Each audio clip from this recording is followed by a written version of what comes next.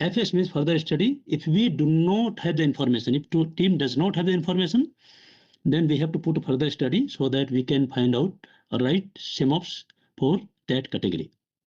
And we will identify some restriction R, R1, R2, R3. So we will see some definitions of this one. If you have any question related to methodology, please feel free to ask me.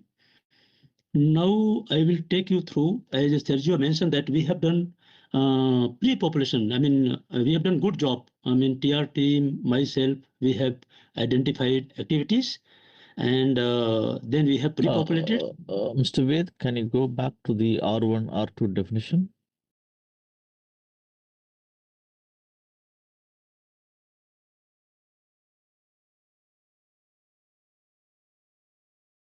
Mr. Ved, can you go back to the definition of the restrictions?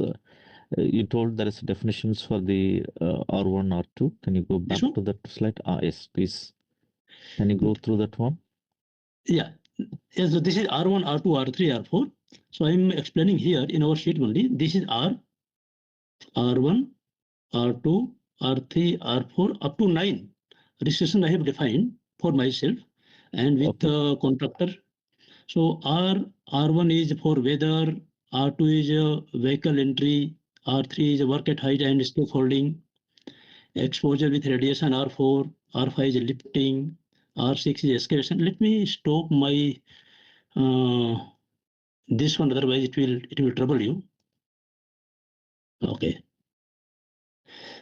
So guys, I hope you are able to hear me. If you have any difficulty from my side, please raise your hands. Please flag so that I understand. R6 is excavation, dewatering, collapse of excavation edges, risk of piling and vibration. R7 is underground services, if any. R9 is a fire and explosion in case of any LOPC. In case of LOPC of hydrocarbon. And then R9 we have put hydrodes. So guys, we have also defined the hazard radius. So this SIMOPS activity is applicable only and only if we are working in the hazard radius. So most of the hazard radius is between 50 to 100 meter. But if a team has some other suggestion, but I would say that let us make 50 to 100 because this is reasonably good radius. We should not increase the radius because if you increase the radius, it will not help to us. So guys, this is the definition as